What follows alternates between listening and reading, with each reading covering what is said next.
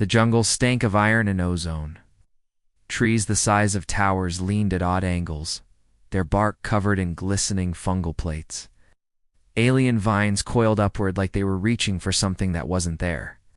And beneath it, all the low. Subsonic. Always present. Always watching. Ren raised a hand. The squad froze. The humming deepened. Then, the ground collapsed. 2 soldiers fell first, swallowed by the sudden pit beneath the moss. From the hole surged tracks droned spindly-limbed. Horrors with bone-white exoskeletons, and eyes that glowed with flickering green malice. Their limbs snapped and clicked as they climbed, barbed and twitching, hunger in their every motion. Valkyr didn't wait. One squeeze of her rifle and a drone skull split apart like rotted fruit.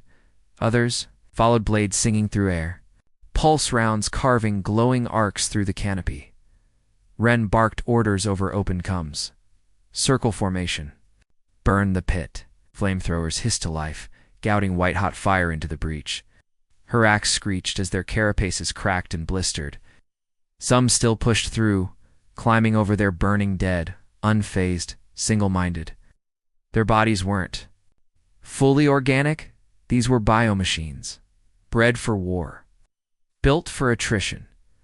The jungle around the Deathworlders shook. More pits opened. More swarms poured forth. "They're everywhere," said Niles, locking a blast shield into place. "The whole surface is one big nest, and we've been dropped into the center of it." Valkyr snapped, switching to close-quarters blades. Another Hrax leapt, this one larger, reinforced. It grabbed Ren mid-step, its claws shearing into his shoulder plate. Sparks flew. Ren growled, pulled a sidearm from his hip, and fired 6 rounds into the creature's eye cluster at point blank. It collapsed, hissing black mist. Armor breach. Ren muttered, blood seeping, still standing. More Hrax crested the ridge ahead, a low, guttural rumble vibrated through the jungle not from the drones, but the planet itself. Something massive shifted beneath them. Roots rose from the ground. The soil cracked. The terrain, moved. Commander Niles whispered, "I think Valkor Prime isn't just infested, Ren's visor scanned below. It wasn't a hive built. On a planet, it was a hive built into a planet, and it was waking up. "Call it in," he said, voice low. "Inform penance. Full-scale biomechanoid world form confirmed." Valkyr asked. Ren stared at the endless drones climbing from every crevice. "Not yet," he said. "First we go in." Above, in the sky cloaked in ash, penance waited. Deathworlders don't run, they eradicate. The ground was pulsing, not shaking, pulsing, like a slow heartbeat deep beneath the crust. A rhythm, alive. Ren knelt in the blackened mud, pressing his gauntlet into the earth. His visor flashed a warning bioelectric charge detected. Planet's surface wasn't just crawling with life. It was powered, wired, and awake. Subsurface motion confirmed. Niles muttered, "There's a network of tunnels stretching kilometers wide. It's not natural. Something's directing." Not something," Valkyr cut in. Before Ren could reply, the jungle in front of them peeled open. That was the only word for it, peeled. The bark of alien trees unwrapped like scrolls, revealing metallic tendrils and blinking nodes beneath. The vines detached from branches and slithered toward the squad-like serpents.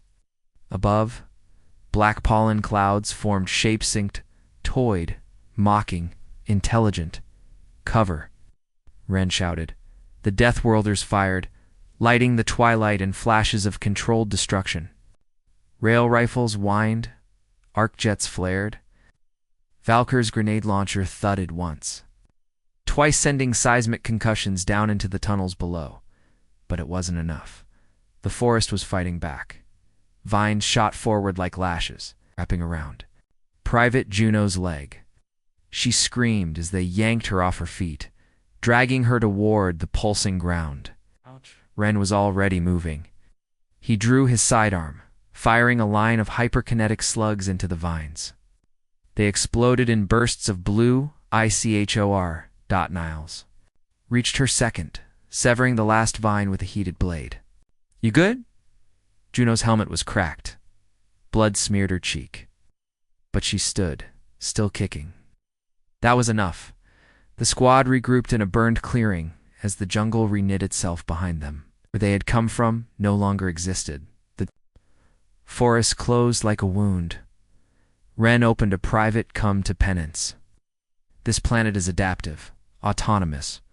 Recommend full orbital sterilization." "Negative," came the reply. "Command requests confirmation of hive origin. You're too advanced and locate core structures." "Copy that," Ren muttered through gritted teeth. Deathworlders advancing into the maw. They moved. Through twisted tunnels of glass root and steel thorn, the team descended. The further they went, the warmer it became, not from magma, but biothermal generation. The walls themselves were alive, pulsing with fluid veins, twitching with muscle. It was like walking inside a colossal buried beast suddenly. All light vanished. Total darkness, then dash eyes. Dozens, hundreds, glowing green, peering from every direction. The drones were waiting. This wasn't an ambush. It was a test.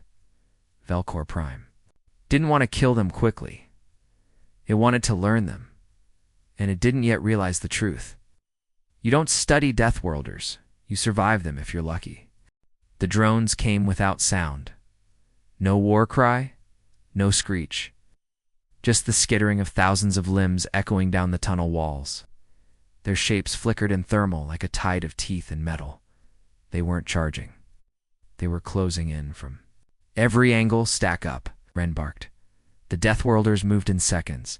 A tight hex formation, shields forward, rifles out. Eyes scanning 360 degrees. In the blackness of the living tunnel, they became a single machine. No panic, no hesitation. Just trained, merciless coordination. First contact. A drone dropped from the ceiling. Niles turned and caught it midair, his wrist blade driving up through its neck. Sparks flew. The drone convulsed and died silently. Then the swarm came.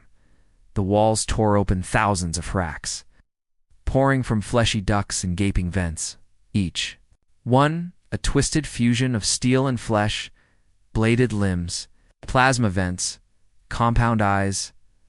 Their movement was sickening like spiders running through blood, but Deathworlders don't retreat. "Light them up," Valkyr roared.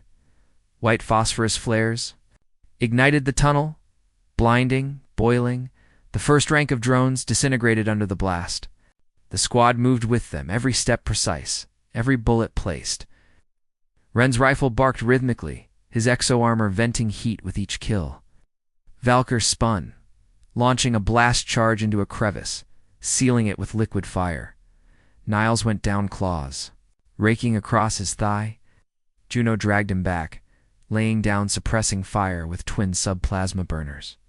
The air was thick with smoke and the stench of charred chitin, but the drones didn't stop. They kept coming and adapting. One drone launched a new kind of projectile, acidic glob, that struck Valkyr's shoulder plate and ate through it like boiling acid. She hissed, slamming a stim injector into her neck, and fired point blank into the drone's chest until it stopped moving. "These bastards are learning," she growled. "Good," Ren replied, his voice cold. "Let them learn what death tastes like." Then everything went still. The drones retreated. Just like that. A wall of them stood. At a distance watching, no movement, no aggression. It's just hundreds of eyes reflecting the squad's light. Silent, unblinking, waiting. "What is this?" Juno whispered. "They're not attacking anymore," Niles said, gritting through pain. "Or you're dot analyzing." Ren understood instantly. "It's the hive mind. We've been studied." He switched to encrypted channel.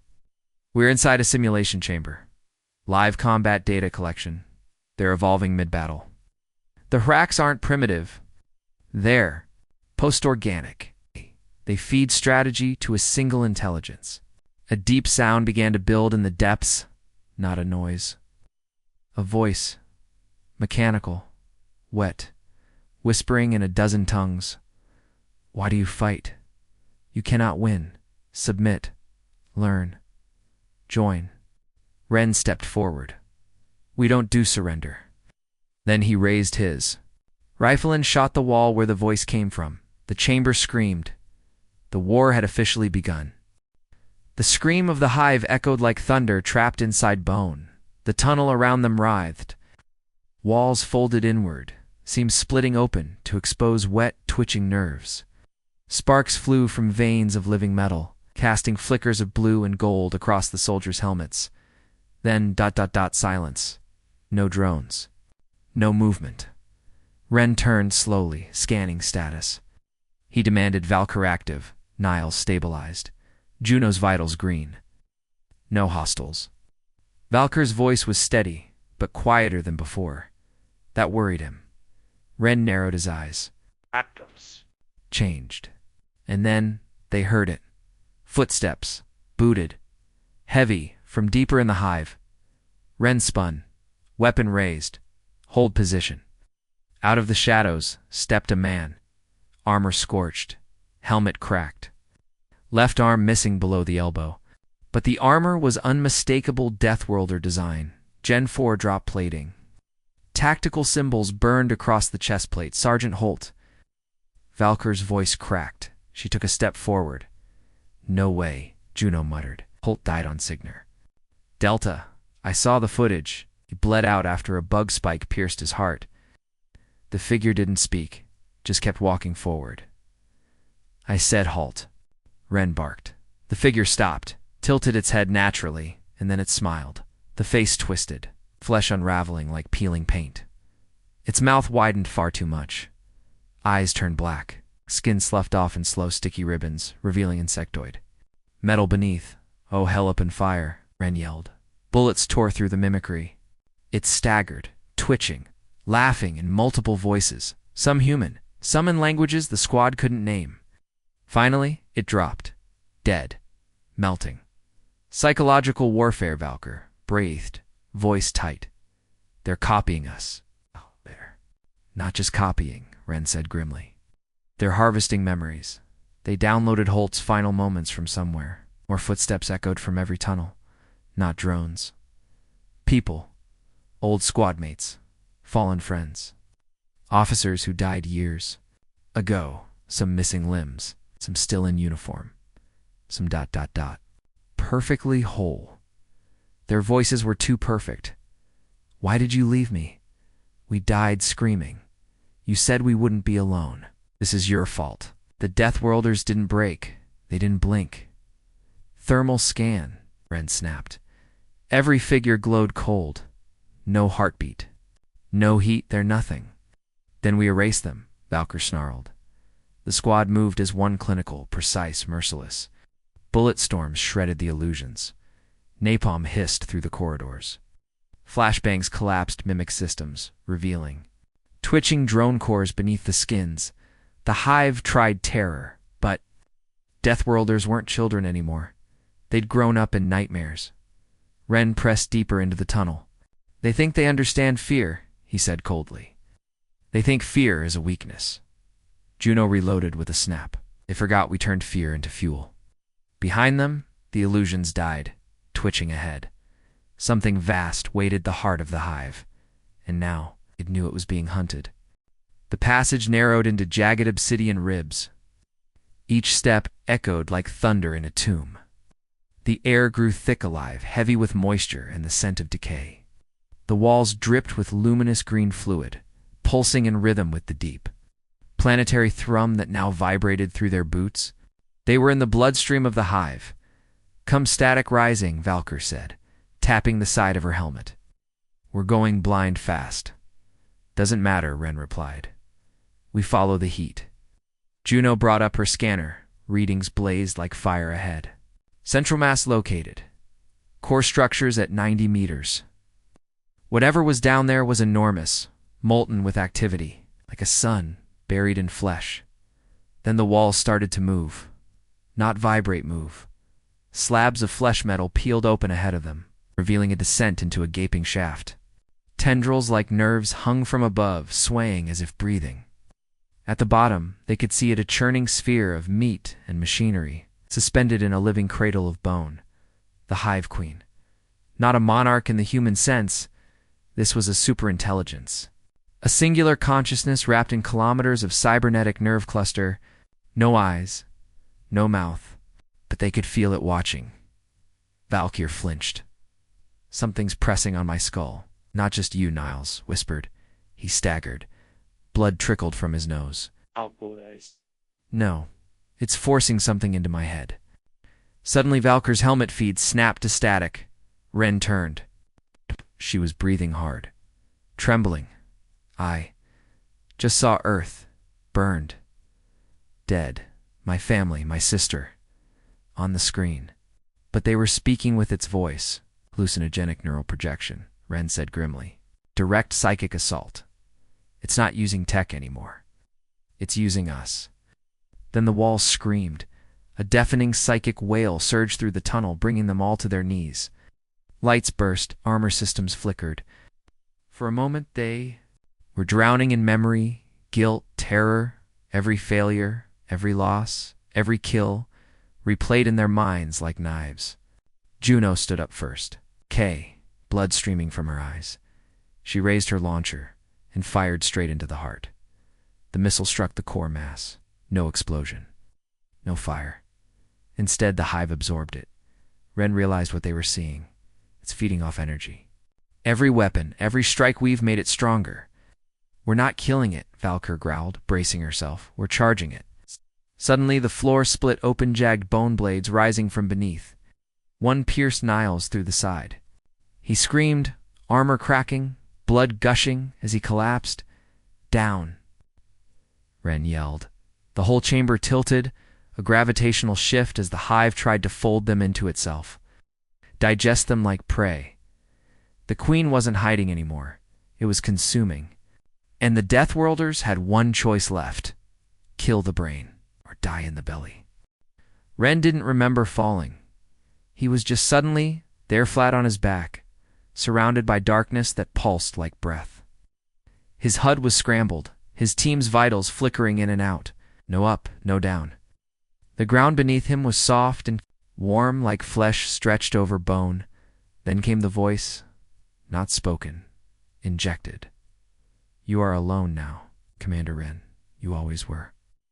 He fought it, clutching his weapon, but his hands weren't gloved anymore. Bare skin, dirt under his nails, a child's hands. His rifle had become a stick. The jungle was now a field, and across the field. Burning was his childhood home. No, Ren muttered, stumbling. Not real. You left them behind. Let them burn while you begged to be taken. Off-world? And you call yourself a savior? The memory was real. The fire. The screams. But Ren had buried it deep, years ago. No one else knew. The hive did now. It wasn't just attacking their minds. It was downloading them. Flesh-stewed Valkyr stood over him, back in armor, dragging him through the rising slime. Snap out of it, Commander? He blinked. The illusion. Cracked like glass. The real world surged back, screaming walls, crimson lighting. Distant echoing of Niles' gasps as Juno tried to patch the wound in his side. They were in a neural chamber, a pulsating dome, its ceiling lined with brain-like ridges and twitching antennae. Each step forward slowed their thoughts. Every second inside felt like a minute. Everything we think, Valkyr said, eyes wide. It's recording it. Every fear, every plan. That's how it predicts us. Then we stop thinking, Ren growled. He yanked a pulse grenade from his belt, set it to blind mode, and lobbed it into the core. Boom. A burst of anti-thought light. A white-out flash that didn't burn the body, but shredded Neuralink frequencies. The hive screamed. The chamber walls spasmed violently. For a moment, the hallucinations vanished. And now, they could see it. The queen's brain, suspended above the chamber, strung in webs of spine-like cables, was a throbbing, translucent organ the size of a shuttle. Nerves dangled from it like roots. Electrofluid spilled from its core, sizzling into the floor. Ren raised his rifle. Focus fire. Cut the web. Drop the brain. But the hive wasn't done. The walls pulled back, and from the shadows stepped Ren's squad, every version of them, 10 Volkers, 20 Junos, 100 Niles, Some dead, some alive, some younger, some half-machine.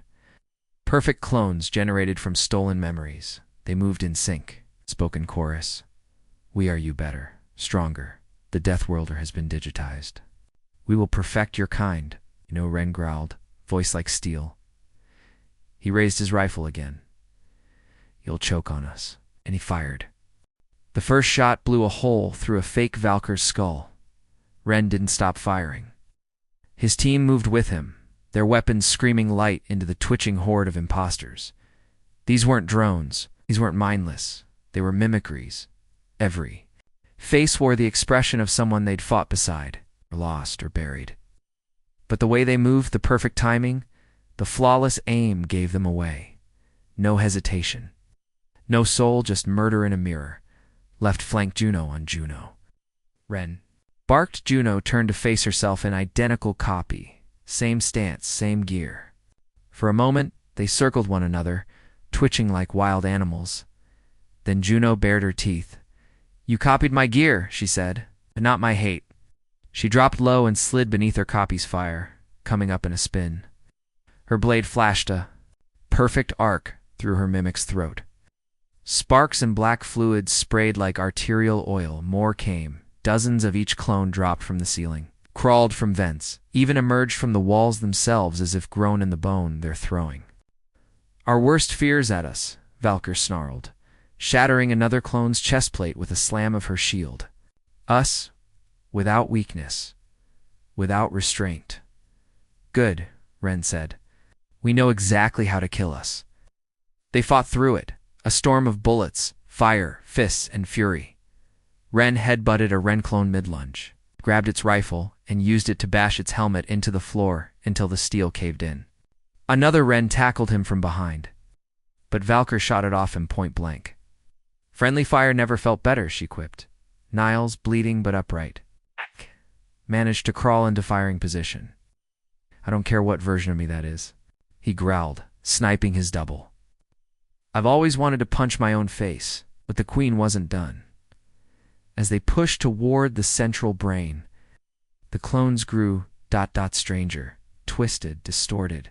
Ren saw himself, but older, scarred, eyes black, armor fused with chitin. The thing smiled and spoke. This is what you'll become. You think you're Deathworlders? You're just evolution waiting to be harvested? No, Ren whispered. We're the end of evolution. He charged it. Fake matched every blow but lacked the spark. The rage, the reason. Ren's blade slammed through its chest. Convulsed and laughed. Kill me, and the hive dies screaming. Exactly, Ren said. He turned to his squad. Now, I'll fire center mass. Bring the brain down. Juno launched a triple barrage. Valkyr hit it with sonic charges. Ren primed the last of the thermal lances. The cables snapped. The brain dropped. The hive screamed a sound like a world shattering from within. Walls cracked. Blood poured from the vents. The entire chamber began to collapse, spasming as its central mind went into death throes. But the Deathworlders weren't running. They were climbing toward the surface, toward the final kill. The hive was coming apart. Veins of biometal split open as the central brain collapsed in on itself. Trailing arcs of blue lightning and neuroelectric fire. Chunks of the ceiling rained down jagged bones, twitching tissue, dissolving cables. But Ren didn't stop. None of them did. Move. He roared, dragging Niles by the collar as Valkyr covered their flank, her shield flaring under a barrage of desperate dying drone fire. Every step upward was a war. The tunnels had turned on them, walls shifting, floors liquefying beneath their boots. Bile and flame shooting from vents as if the hive's nervous system was trying to vomit them out. Before death claimed them all, but they climbed, because that's what Deathworlders do. Surface is 60 meters above, Juno shouted, slamming another charge into the wall. The blast opened a narrow path to the upper shaft slick, vertical, pulsing with wet light. They started up, hand over hand. That's when it came. The queen no longer suspended. No longer still, it had torn free of its cradle, a monstrous silhouette of cables, flesh, and bone-hard limbs. The brain, shriveled but sparking, was now part of its chest, fused to its rib cage like a beating heart, and it was burning. Crimson fire leaked from within. Every step it took melted the floor. It screamed not in words, but in pure betrayal. You brought death, brought extinction. Ren turned, still halfway up the shaft. Not extinction, he growled. Just justice. Time. Slowed, Valkyr dropped, slamming into its path midair, shield first. The impact cracked the shaft's wall. Valkyr and the queen fell, tangled in fury. Ren screamed her name, but there was no time. The shaft was tearing apart. He kept climbing. At the top, Juno and Niles emerged into light. Real light, sky, the clouds were red, the air burned, but it was sky. Ren climbed the last stretch alone behind him. Below, deep in the collapsing hive, he saw a final flash. Valkyr's last charge. The explosion turned the queen into fire, and bone, and the hive screamed one last time. ... then went silent. Ren pulled himself out, blinked into the ash-filled daylight. The battlefield was quiet. No drones, no sound. Just him, Juno, Niles. And behind them, the earth swallowed itself. The entire hive collapsed, imploding into a crater of bone shards and twitching meat that sizzled into ash. It was over. Juno sank to her knees. Breathing hard, we made it. Ren looked down at the ruin. No, he said. Humanity made it. Above them, the evac dropships broke through the smoke, descending like angels of steel. They'd survived. But they'd also warned the galaxy. You don't clone a Deathworlder. You don't trap one. And you never ever wake a hive when humanity is watching.